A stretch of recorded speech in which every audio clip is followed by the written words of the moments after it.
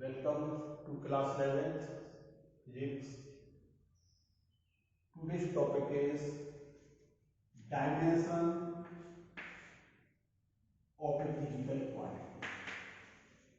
Dimension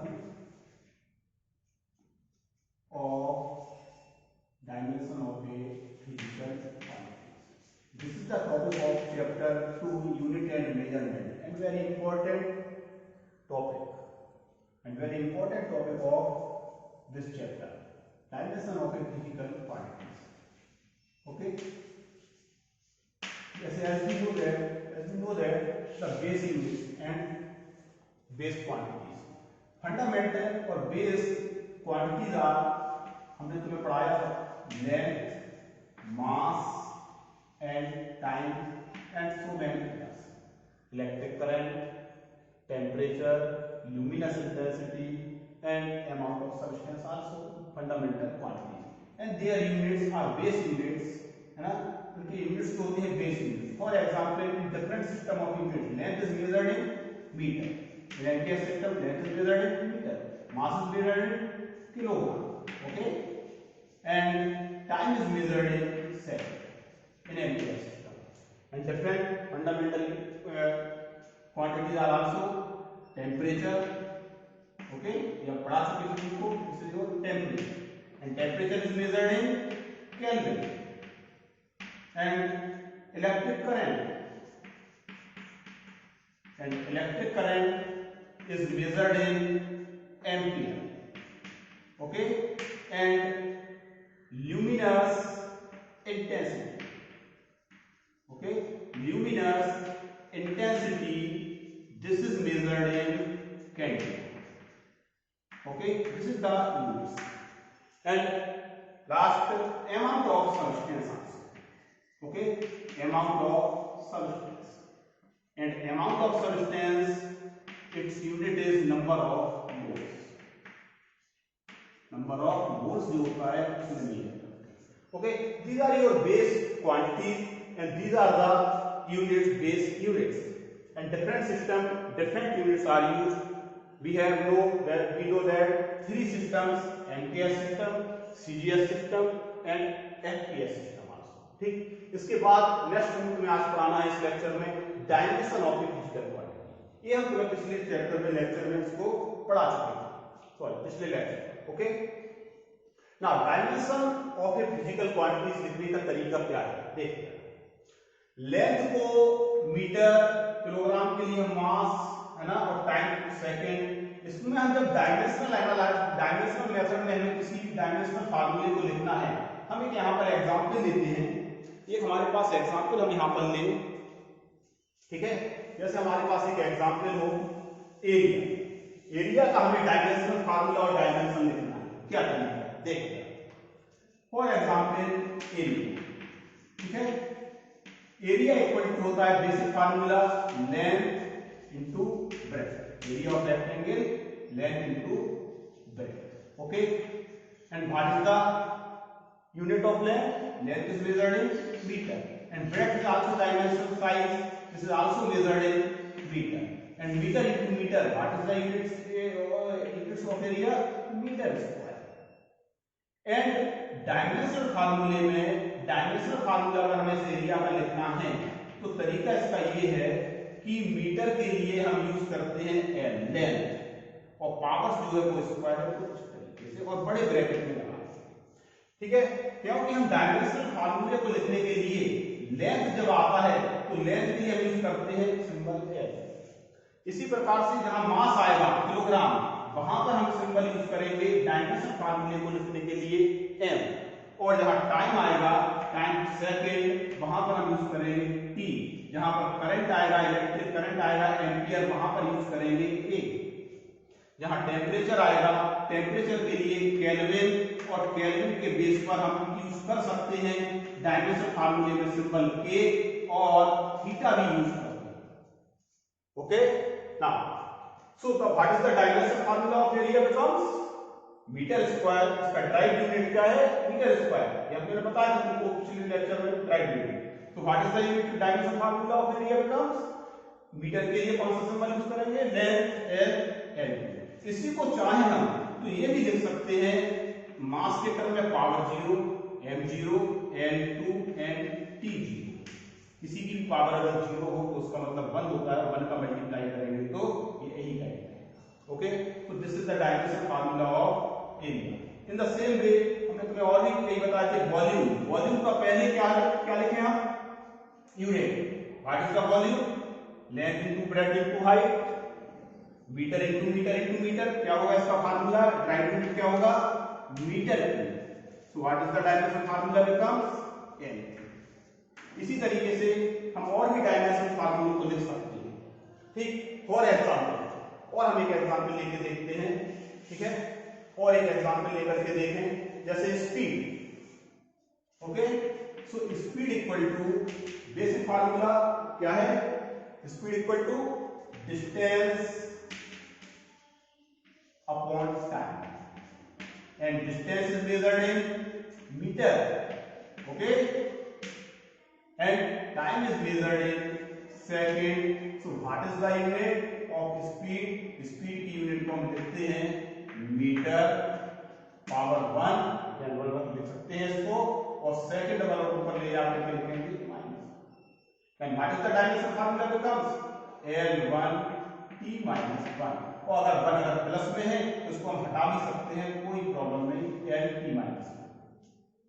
We can write the dimension formula of speed L t minus 1।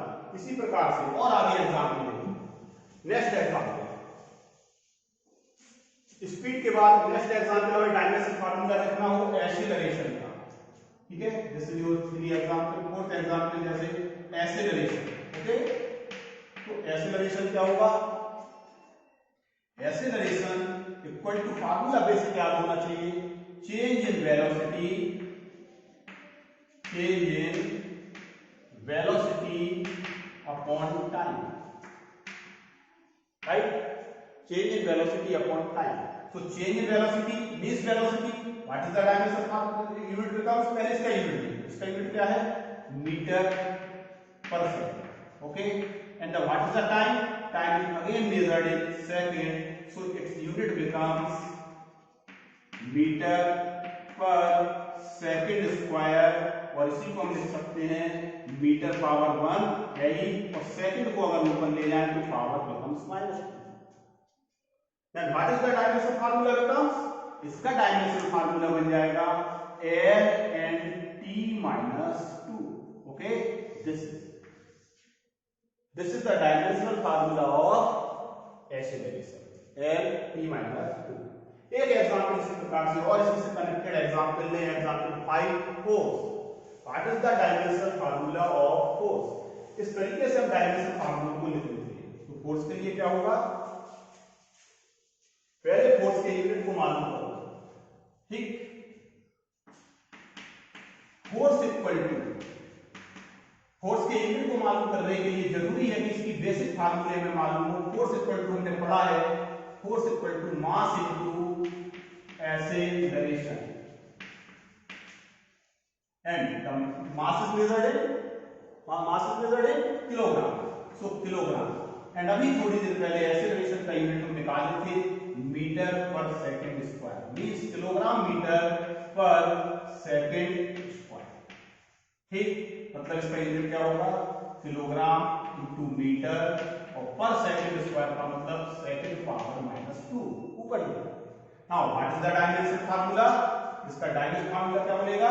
Kilogram के लिए हम use करते हैं m, लेंथ l, और power t second -2 means t -2, ml t -2।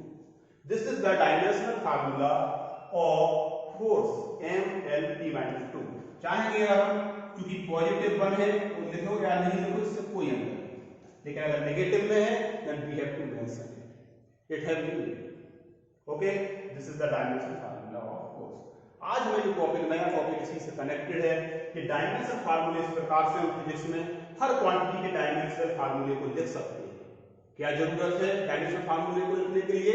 आवश्यकता इस बात की है कि उसका बेसिक रिलेशन भी हो। अगर हमारे पास बेसिक रिलेशन मालूम है then we place the unit base unit, and जब बेस यूनिट के टर्म में उसके लिख लेंगे तो डायमेंशन फार्मूले को आसानी से लिखा जा सकता है। इसका मतलब किसी भी क्वांटिटी का पहले हमें बेसिक फार्मूला नोन। ओके, ये होता है तुम्हारा क्या, dimensional formula of a physical quantity, है ना। और अब इसमें देखो डायमेंशंस क्या होंगे। जैसे ये फोर्स का फार्मूला है, फोर्स का डायमेंशन फार्मूला पूरा निकला है ml की minus one. What is the power of m, मास का 1, l का 1 और टाइम का कितना है -2। इसका मतलब दीज आर द एक्सपोनेंट और पावर्स जो होते हैं वो फोर्स के डायमेंशन होते हैं। यानी फोर्स के डायमेंशन क्या है, 1, 1 एंड -2। 1 किस में है, लेंथ में, मास में। 1 किस में है, लेंथ में। और -2 किस में है, सेकंड और time. These are the exponent और powers that rise on the base units to represent that physical quantity. These powers or exponent known as dimension of physical quantity. And this is the method of writing dimensional formula. आया समझ में? ये होता है dimensional फार्मूले को लिखने का तरीका। नाउ नेक्स्ट हेडिंग इसमें बहुत इंपॉर्टेंट है, बहुत एप्लीकेशन है डायमेंशनल एनालिसिस की, और डायमेंशनल फार्मूले के एप्लीकेशन होते हैं। और हमारे कोर्स में 3 एप्लीकेशन है, बहुत इंपॉर्टेंट हैं और बहुत आते हैं, हर चैप्टर में कनेक्टेड होते हैं। तो पहला एप्लीकेशन है the application of dimensional formula analysis.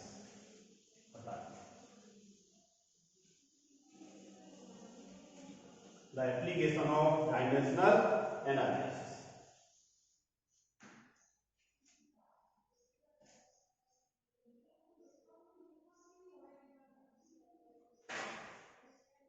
पहला डायमेंशनल एनालिसिस की एप्लीकेशन, ठीक है।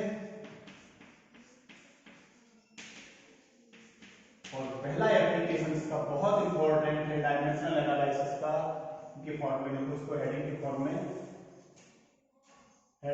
हम इसे लिखते हैं। पहला एप्लीकेशन है to check the consistency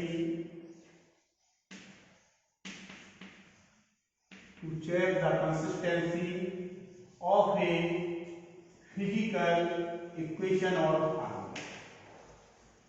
To check the consistency of a physical equation, किसी भी फिजिकल इक्वेशन की हम कंसिस्टेंसी को डायमेंशनल मेथड से बहुत आसानी से चेक कर सकते हैं कि वो फिजिक्स में जो इक्वेशन हम लिख रहे हैं, फार्मूला जो लिख रहे हैं, वो करेक्ट भी है या नहीं है, वैलिड है या नहीं है। और ये बहुत इंपॉर्टेंट बात है कि कोई भी फार्मूला न्यूमेरिकली या करेक्ट है, डायमेंशनली करेक्ट हो सकता है और नहीं हो सकता है ना। ये सब डिपेंड करता है, ये हम क्या डायमेंशनल एनालिसिस से मालूम करेंगे, ठीक है, कि कोई फार्मूला कहां तक एग्जिस्ट फिजिक्स में यहां कर रहा है। तो इसका एक एग्जांपल हम लेकर के देखते हैं, देखो कैसे हम कंसिस्टेंसी को चेक करते हैं। ऐसे इसका एक सबसे पहला एग्जांपल है जो हम जानते हैं।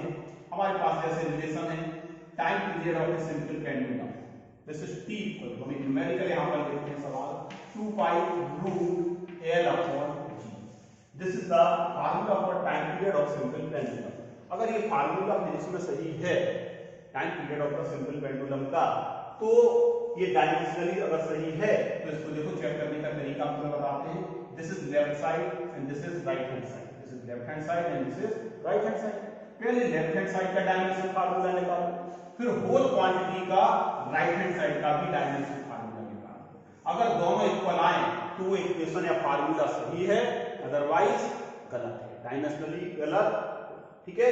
तो यहां पर हमें चेक करना है फॉर पहले LHS। तो LHS में क्या है, टाइम पीरियड टी। तो टाइम पीरियड टी का तो डायमेंशन फार्मूला केवल टी ही होगा, या m0 L0, इसको हम ऐसे भी लिख सकते हैं m0 L0 and t। Okay, this is left hand side. Right hand side में जो क्वांटिटीज है उसका जरा ध्यान से देखना।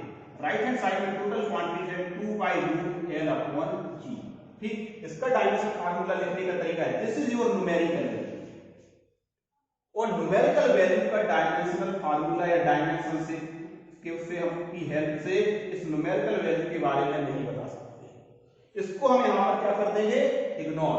ये जो बचा है तुम्हारा term root l upon g, इसमें l क्या होता है, length of the simple pendulum, और g क्या है, acceleration due to gravity.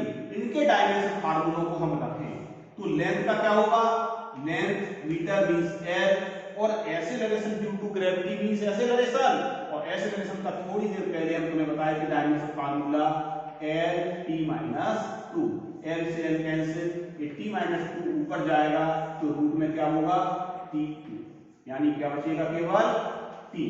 Okay, यानी देखो जरा चेक करो क्या ये डायमेंशनली करेक्ट है, बिल्कुल करेक्ट है।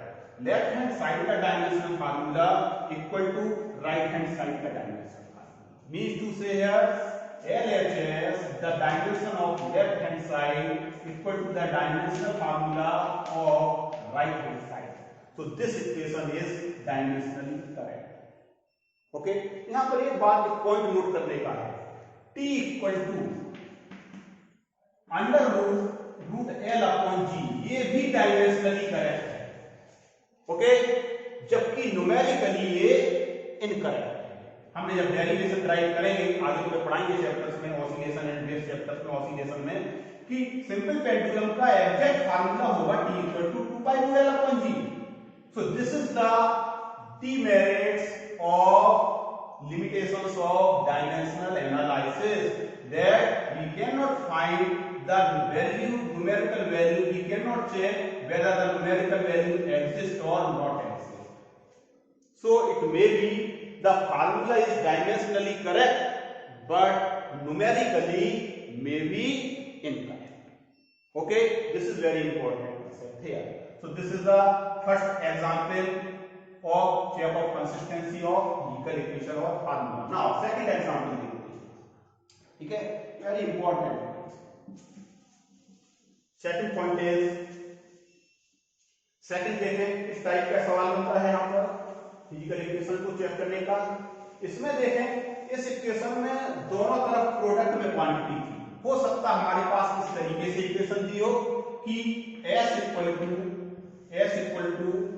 ut plus half a into T square, well known equation of motion है, ये सेकंड इक्वेशन ऑफ मोशन होती है, सभी लोग हम लोगों ने इसको पढ़ा है ना 9th क्लास में, और भी जगह जगह इसका अप्लाई किया, यानी S equal to ut plus half a t square. Check this equation, इस इक्वेशन को ऐसी इक्वेशन जिसमें अगर आए जिसमें कोई भी दो टर्म किसी प्लस या माइनस के साइन से सेपरेटेड हो, ऐसे केस में डायमेंशन मेथड से कैसे हम चेक करेंगे।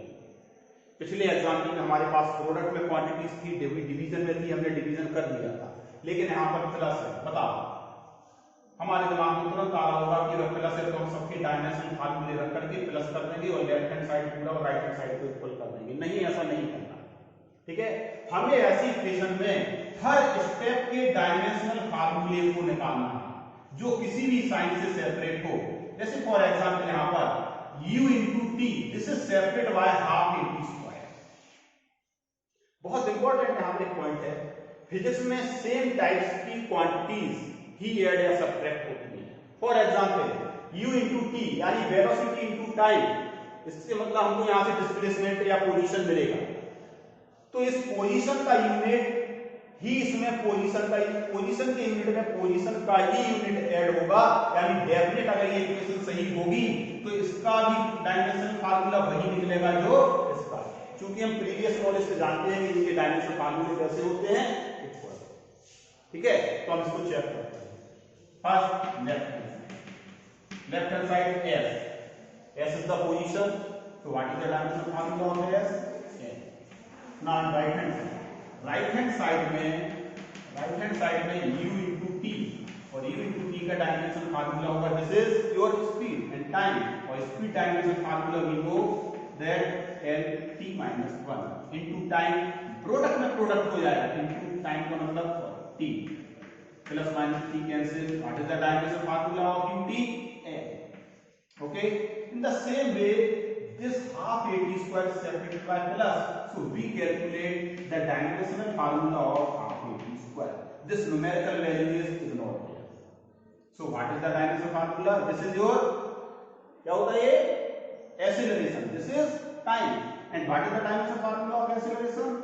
L t minus 2, okay, and into time का क्या होगा फिर से t square, टाइम का t, 2 और plus minus powers cancel, what is the dimension formula comes S। देखो हर स्टेप का S का ut का और हाफ AT स्क्वायर का डायमेंशनल फार्मूले कैसे आए हैं, इक्वल, यानी द इक्वेशन डायमेंशनली करेक्ट है, बल्कि डायमेंशनली तो ये भी करेक्ट है कि S equal to UT plus AT square, okay, यानी this equation is dimensionally correct but numerically is incorrect, okay. तो ये कहीं ना कहीं डायमेंशनल का एक एप्लीकेशन है, किसी भी हम फिजिकल इक्वेशन के बारे में मालूम कर लेते हैं कि वो इक्वेशन पॉसिबल है या नहीं है। लेकिन बहुत इंपॉर्टेंट रिमार्केबल पॉइंट यहाँ पर ये है कि फिजिक्स में किसी भी फिजिकल इक्वेशन में अगर कोई भी दो क्वांटिटीज किसी साइन से सेपरेटेड हैं तो डेफिनेट उन दोनों के डायमेंशन फार्मूले सेम होंगे। हम लेंथ में टाइम को ऐड नहीं कर सकते, कोई रिजल्ट नहीं मिलेगा। मास को लेंथ में ऐड नहीं कर सकते, लेंथ को लेंथ में ही ऐड करेंगे। अगर किसी भी स्टेप का डायमेंशन फार्मूला टाइम निकलेगा तो उसमें ऐड होने वाली पूरी की पूरी जो क्वांटिटी होगी उसका भी डायमेंशन फार्मूला टाइम का टी ही निकलेगा। यानी same types of quantities can be added and subtracted in physics and physical equation, okay. This is the first application of the chapter of consistency of physical equation और formula.